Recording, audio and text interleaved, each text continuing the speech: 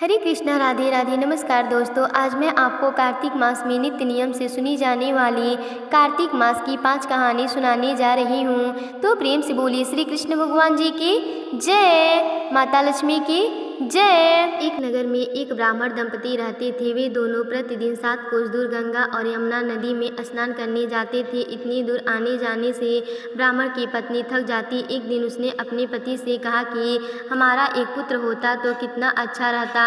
पुत्र की बहू आती तो हमें घर वापस जाने पर खाना बना हुआ मिलता और बहू घर का काम भी कर देती। अपनी पत्नी की बात सुनकर ब्राह्मण ने कहा कि तूने बात तो सही कही है, चल मैं तेरे लिए बहू ला ही देता हूँ। ब्राह्मण ने कहा कि एक पोटली में आटा डालकर कुछ मोहरे रख दे। ब्राह्मण के कहे अनुसार उसने पोटली बांध कर दे दी। पोटली लेकर ब्राह्मण चला गया।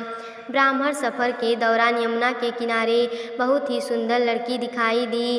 वे रेत में घर बनाकर खेल रही थी। उसमें से एक लड़की ने कहा कि मैं अपना घर नहीं बिगाड़ूंगी, मुझे तो रहने के लिए यह घर चाहिए। लड़की की बात सुनकर ब्राह्मण मन ही मन सोचने लगा कि बहू बनाने के लिए यही लड़की उचित है।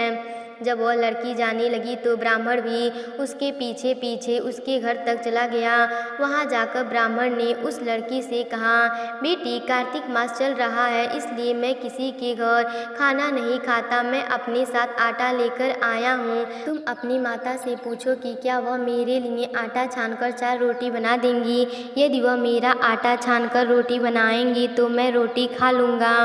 लड़की ने जाकर अपनी माँ को यह सारी बात बताई। माँ ने कहा, उचित है, जाकर ब्राह्मण देव से कह दो कि वह अपना आटा दे दें, मैं रोटी बना दूंगी। जब वह आटा छानने लगी तो आटे में से मोहरें निकली। वह सोचने लगी कि जिसके आटे में इतनी मोहरी हैं उसके घर में कितनी मोहरें होंगी। जब ब्राह्मण खाना खाने बैठा तो लड़की की माँ ने उस ब्राह्मण से पूछा, क्या आपका कोई लड़का है और क्या आप उस लड़के की सगाई करने जा रहे हो। यह सुनकर ब्राह्मण ने कहा कि मेरा लड़का तो काशी में पढ़ने गया हुआ है, लेकिन यदि तुम कहो तो खाड़ कटोरे से विवाह करके तेरी बेटी को अपने साथ ले जाऊं। लड़की की माँ ने कहा, ठीक है ब्राह्मण देव। इस पर लड़की की माँ ने लड़की की खाड़ कटोरे से शादी करके ब्राह्मण के साथ भेज दिया। ब्राह्मण घर आकर कहा, रामू की माँ, दरवाज़ा खोलकर देखो, मैं तेरे लिए बहू लेकर आया हूँ। ब्राह्मण की पत्नी भीतर से बोली, हमारे तो कोई बेटे बेटी नहीं हैं, तो बहू कहाँ से आए। दुनिया ताने मारती थी, अब आप भी ताने मार लो। ब्राह्मण ने कहा, तू दरवाज़ा खोलकर तो देख। जब ब्राह्मणी ने दरवाज़ा खोला तो सामने बहू को खड़ी देखा। उसने बहू का स्वागत किया और आदर सत्कार से अंदर ले गई। अब जब ब्राह्मण अपनी पत्नी के साथ नदी स्नान करने जाता तो पीछे से बहू घर का सारा काम करके और खाना बना कर रखती थी। वह उनके कपड़े धोती और रात को हाथ पैर दबाती थी। इस तरह बहुत दिन बीत गए। ब्राह्मणी ने अपनी बहू से कहा कि बहू, कभी भी चूल्हे की आग मत बुझने देना और मटके का पानी खत्म मत होने देना। ब्राह्मणी ने अपनी बहू से कहा कि बहू, कभी भी चूल्हे की आग मत बुझने देना और मटके का पानी खत्म मत होने देना। परंतु एक दिन चूल्हे की आग बुझ गई। यह देखकर बहू घबरा गई और भागी भागी अपनी पड़ोसन के पास गई और कहा कि मेरे चूल्हे की आग बुझ गई है, मुझे थोड़ी आग चाहिए। मेरे सास ससुर सुबह 5 बजे से गए हुए हैं, वह थके हुए घर आएंगे, इसलिए मुझे उनके लिए खाना बनाना है। यह सुनकर पड़ोसन ने कहा कि तू तो बावली है, तुझे यह दोनों मिलकर पागल बना रहे हैं। इनके कोई पुत्र नहीं है, यह निसंतान है। बहू ने कहा, नहीं ऐसा मत बोलो, इनका बेटा तो बनारस काशी में पढ़ने गया हुआ है। इस पर पड़ोसन ने कहा कि यह तुझे झूठ बोल कर लाए हैं, मेरी बात सच मान, इनके कोई बेटा नहीं है। अब बहू पड़ोसन की बातों में आ गई और कहने लगी कि अब आप ही बताओ मैं क्या करूं। पड़ोसन ने कहा कि करना क्या है, जब तुम्हारे सास ससुर आए तो जली हुई रोटियां बना कर देना और बिना नमक की दाल बना कर देना, खीर की कलछल दाल में और दाल की कलछल खीर में डाल देना। पड़ोसन ने उसे अच्छे से सिखा पढ़ा दिया। फिर जब उसके साथ सास ससुर घर आए तो उसने न तो उनका आदर सत्कार किया, न ही उनके कपड़े धोए। जब उसने सास ससुर को खाना दिया तो सास बोली, बहू, आज यह रोटी जली हुई क्यों है और दाल भी अलूनी है। तब बहू ने पलट कर कहा कि एक दिन ऐसा खाना खा लोगे तो कुछ बिगड़ नहीं जाएगा तुम्हारा। सास ससुर को खरी खोटी सुनाकर वह फिर से पड़ोसन के पास गई और बोला कि अब आगे क्या करना है। पड़ोसन ने कहा कि अब तुम 7 सातों कोठों की चाबी मांग लेना। अगले दिन जब भी स्नान करने के लिए जाने लगे तो बहू अड़ गई कि मुझे तो सातों कोठों की चाबी चाहिए। अब ससुर ने कहा कि इसे चाबी दे दो। तब सास ने बहू को चाबी दे दी। सास ससुर के जाने के बाद जब बहू ने दरवाजे खोले तो देखा कि किसी में अन्न भरा है, किसी में धन भरा है और किसी कोठे में बर्तन पड़े हैं। जब उसने सबसे ऊपर का 7वां कोठा खोला तो देखा कि शिव जी, माता पार्वती, गणेश जी, लक्ष्मी माता, पीपल पथवारी, कार्तिक के ठाकुर, राई दामोदर, तुलसी जी का वीणा, गंगा यमुना और 33 कोटि देवी देवता विराजमान हैं। वहीं पर एक लड़का चंदन की चौकी पर बैठा माला जप रहा है। यह सब देखकर उनके लड़के से पूछा कि तुम कौन हो? तब लड़का बोला कि मैं तेरा पति हूँ, अभी दरवाज़ा बंद कर दे, जब मेरा माता पिता आएंगे तब दरवाज़ा खोलना। यह सब देखकर बहू बहुत ही खुश हुई और 16 श्रृंगार करके सुंदर वस्त्र पहनकर अपने सास ससुर का इंतजार करने लगी। उसने अपने सास ससुर के लिए अच्छे अच्छे पकवान बनाए। जब उसके सास ससुर घर आए तो उसने उनका आदर सत्कार किया और प्रेम पूर्वक खाना खिलाया और हाथ पैर दबाने लगी। और पैर दबाते दबाते बहू ने कहा कि माँ, आप इतनी दूर गंगा यमुना स्नान करने के लिए जाती हो तो आप थक जाती हो, इसलिए आप घर पर ही स्नान क्यों नहीं करती हो? यह सुनकर सास कहने लगी कि बेटी, गंगा यमुना घर पर तो नहीं बहती है। तब उसने कहा, हाँ माँ जी, बहती है, चलो मैं आपको दिखाती हूँ। जब बहू ने 7वां कोठा खोल दिया तो उसमें शिव जी, माता पार्वती जी, गणेश जी, लक्ष्मी जी, पीपल पथवारी, कार्तिक के ठाकुर, राई दामोदर, तुलसी जी का वीणा, गंगा यमुना बह रही हैं और 33 कोटि देवी देवता विराजमान हैं। वह चौकी पर बैठा एक लड़का माला जप रहा है। माँ ने उसे देखकर कहा कि बेटा, तू कौन है? लड़का बोला, माँ, मैं तेरा बेटा हूँ। तब ब्राह्मणी ने पूछा कि तू कहाँ से आया है? लड़के ने जवाब दिया कि मुझे कार्तिक के देव ने भेजा है। माँ ने कहा, बेटा, यह संसार कैसे मानेगा कि तू मेरा बेटा है? माँ ने कुछ विद्वान पंडितों से मदद मांगी। पंडितों ने कहा कि इस पार बहू बेटा खड़े हो जाएं और उस पार माँ खड़ी हो जाए। माँ ने चमड़े की अंगिया पहनी हो और छाती में से दूध की धारा निकलकर बेटे की दाढ़ी मूछ भीगे और पवन पानी से गठजोड़ बंधन, तब मानेंगे कि यह इस माँ का बेटा है। उसने ऐसा ही किया। चमड़े की अंगिया फट गई और छाती में से दूध की धारा निकलकर बेटे की दाढ़ी मूछ भीग गई। पवन पानी से बहू बेटे का गठबंधन बंध गया। यह सब देखकर ब्राह्मण और उसकी पत्नी की खुशी का ठिकाना न रहा। हे कार्तिक के देव, जैसे आपने उस ब्राह्मण ब्राह्मणी को कार्तिक स्नान का फल दिया, वैसे ही हम सबको देना।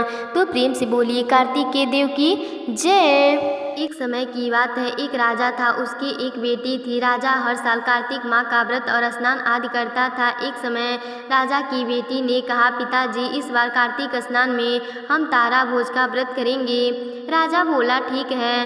राजा की बेटी ने पूरी श्रद्धा से तारा भोज का व्रत किया। जब कार्तिक का महीना पूरा होने को आया तो उसने अपने पिताजी से कहा, पिताजी, मैंने तारा भोज किया है, इसलिए अब मैं 9 लाख चांदी के तारों का दान करूंगी। राजा ने कहा, ठीक है। उसने उसी समय सुनार को बुलाया और कहा, राजकुमारी ने कार्तिक माह में तारा भोज किया है, अब तुम इसके लिए 9 लाख तारे बनवा कर दो, जिसका वह दान करेगी। सुनार ने राजा को हाँ कर दी, लेकिन घर आकर वह सोच में पड़ गया। उसकी पत्नी ने पूछा, क्या बात है, आप इतनी चिंता में क्यों हो? तब वह सुनार बोला, राजा ने मुझे 9 लाख तारे बनवाने को कहा है, इतनी जल्दी मैं तारे बनाकर कैसे दूंगा, और मुझे तो तारे बनाने भी नहीं आते। सुनार की पत्नी ने कहा, इसमें सोचने की क्या बात है, गोल चांद का पतरा बनाकर उसमें से छोटे छोटे गोल टुकड़े काट देना, तारे बन जाएंगे और राजा को दे आना। सुनार ने ऐसा ही किया। उसमें पतरे से तारे काटकर राजा को दे दिया। राजकुमारी ने 9 लाख तारों का दान किया। ऐसा होते ही भगवान का सिंहासन डोलने लगा। भगवान हरि ने अपने दूतों से कहा, जाओ और जाकर देखो कौन धर्मात्मा मेरे नाम का टीका हुआ है। दूतों ने पृथ्वी पर आकर देखा तो राजकुमारी चांदी के तारे दान कर रही थी। यह देखकर वह ठाकुर जी को जाकर बोले, प्रभु, राजा की लड़की नेम धर्म से तारा भोज कर रही है। भगवान ने कहा, उसे मेरे विमान में बैठाकर बैकुंठ लोक में ले आओ। भगवान के दूत राजकुमारी को लेने पहुँचे और बोले, भगवान हरि ने तुझे वैकुंठ में बुलाया है। राजकुमारी बोली, मैं ऐसे नहीं जाऊंगी, जिसने मेरा सहायता किया है सबको साथ लेकर जाऊंगी। दूत एक बड़ा सा विमान लेकर आए और सबको लेकर चले गए। रास्ते में उस लड़की के मन में अभिमान हुआ और मेरे तारा भोज करने से सबको वैकुंठ लोक की प्राप्ति हो रही है, ऐसा अभिमान देख दूत ने उसे विमान से नीचे उतार दिया और कहा, तूने अभिमान हो गया है, इसलिए अब तू यहीं पर रहो। और वह दूत बाकी सब को लेकर श्री हरि के पास पहुंच गए। भगवान ने पूछा, इनमें से तारा भोज करने वाला कौन है? तो दूत ने कहा, प्रभु उसमें अभिमान का भाव आ गया था, इसलिए हम उसे वहीं पृथ्वी लोक पर छोड़ आए, और जिन्होंने कार्तिक व्रत में उसकी सहायता की थी उन्हें हम लेकर यहाँ आए हैं। राजकुमारी ने भगवान श्री हरि से क्षमा याचना करी। भगवान ने कहा, अभिमान के कारण तुम्हारे अच्छे कर्मों का फल निसफल हो गया है। अब तुम फिर से श्रद्धापूर्वक तारा भोज करो, कार्तिक स्नान करो, तब तुम्हें वैकुंठ की प्राप्ति होगी। अगले वर्ष उसने फिर से श्रद्धापूर्वक कार्तिक स्नान में तारा भोज का व्रत किया। भगवान के दूत आए और उसे लेकर वैकुंठ लोक को चले गए। श्री हरि विष्णु भगवान जैसे राजा की लड़की के साथ पहले किया वैसे किसी के साथ मत करना, और जैसे बाद में उस पर कृपा करी वैसे ही इस कहानी को कहते सुनते और हुंकार भरते सब पर अपनी कृपा बनाए रखना। तो प्रेम से बोलिए श्री कृष्ण भगवान जी की जय। कार्तिक महीने में एक बुढ़िया माई तुलसी जी को सींचती और कहती कि हे तुलसी माता, सच की दाता, मैं विरला सींचती हूँ, मुझे बहू दे, पीताम्बर की धोती दे, मीठा मीठा ग्रास दे, वैकुंठ में वास दे, चटके की चाल दे, पटके की मौत दे, चंदन की गांठ दे, रानी सा रास दे, दाल भात का भोजन दे, 11 की मौत दे, श्री कृष्ण का कंधा दे। तब तुलसी माता यह सुनकर सूखने लगी तो भगवान ने पूछा कि हे तुलसी, तुम क्यों सूख रही हो? तुलसी माता ने कहा कि एक बूढ़ी रोज आती है और यही बात कहकर जाती है, मैं सब बात तो पूरा कर दूंगी, लेकिन कृष्ण जी का कंधा कहाँ से लाऊंगी? तो भगवान बोले, जब वह मरेगी तो मैं अपने आप कंधा दे आऊँगा, तू बूढ़ी माई से कह देना। बाद में बूढ़ी माई मर गई, सब लोग आ गए। जब माई को ले जाने लगे तो वह किसी से न उठी।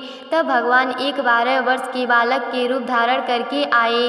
बालक ने कहा, मैं कान में एक बात कहूँगा तो बूढ़ी माई उठ जाएंगी। बालक ने कान में कहा, बूढ़ी माई मन की निकाल ले, पीताम्बर की धोती ले, मीठा मीठा घास ले, वैकुंठ का वास ले, चटके की चाल ले, मटके की मौत ले, कृष्ण जी का कंधा ले। यह सुनकर बूढ़ी माई हल्की हो गई।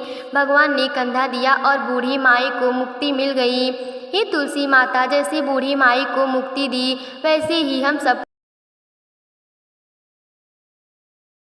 एक समय पार्वती माता स्नान करने जा रही थी। उन्होंने अपने शरीर के उपटन से एक बालक बनाया और उसमें प्राण फूंक दिया। वह बालक गणेश जी थे। माता ने उसे द्वार पर पहरा देने को कहा और कहा कि कोई अंदर न आए। उसी समय भगवान शिव वहां आए और अंदर जाना चाहा, लेकिन गणेश जी ने उन्हें रोक दिया। शिव जी को बहुत क्रोध आया और उन्होंने त्रिशूल से गणेश जी का सिर काट दिया।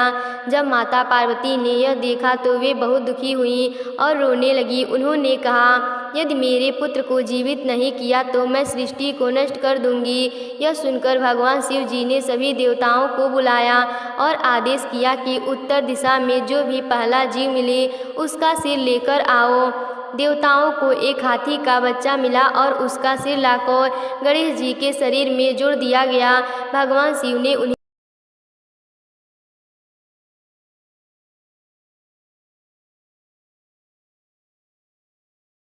लपसी और तपसी की कथा इस प्रकार से है। एक समय की बात है, लपसी तपसी नाम के 2 भाई थे, जिसमें तपसी हमेशा भगवान की तपस्या में लीन रहता था तो वहीं उसका भाई लपसी प्रत्येक दिन 1.25 सेर की लपसी बनाकर भगवान को भोग लगाकर ही भोजन करता था। एक दिन किसी कारण दोनों भाई में लड़ाई हो गई। तपसी कहना था कि मैं बड़ा हूँ और लपसी बोला मैं बड़ा हूँ। दोनों लड़ ही रहे थे।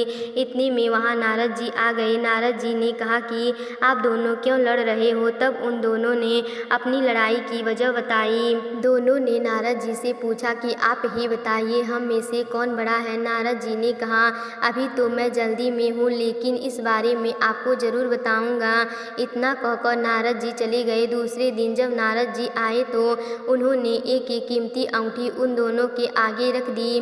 तपसी ने तुरंत ही अंगूठी अपने घुटने के नीचे छिपा ली और सोचने लगा कि अब मुझे खूब धन मिलेगा, जिससे मैं यज्ञ करवाऊंगा और अपने आप ही बड़ा हो जाऊंगा। लपसी ने जब अंगूठी देखी तो वह सोचने लगा कि इसे अगर मैं अपने पास रखूंगा तो कोई भी आकर मेरी गर्दन काट देगा। ऐसा सोचकर लपसी ने वे अंगूठी फेंक दी। फिर नारद जी ने तपसी से पूछा कि तेरे घुटने के नीचे क्या है। तपसी ने अपना घुटना उठाया तो वहाँ अंगूठी निकली।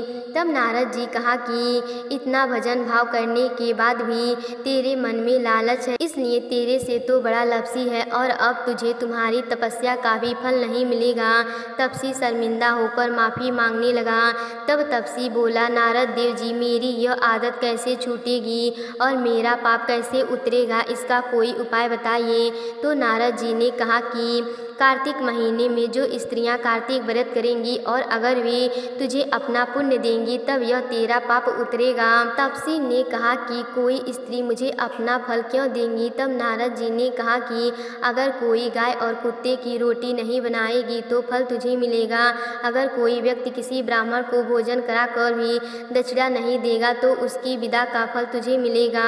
यदि कोई साड़ी के साथ ब्लाउज नहीं देंगी तो उसका फल तुझे मिलेगा। यदि कोई व्यक्ति दीपक से दीपक जलाएगा तो भी फल तुझे मिलेगा। वहीं अगर कोई तुम्हारी कहानी नहीं सुनेगा तो भी फल तुझे मिलेगा। कहते हैं उसी दिन से हर व्रत कथा के साथ लपसी और तपसी की कहानी सुनना अनिवार्य हो गया। तो आप भी सब कथा सुनने के बाद लपसी और तपसी की कहानी अवश्य सुने। तो प्रेम से बोलिए श्री कृष्ण भगवान जी की जय।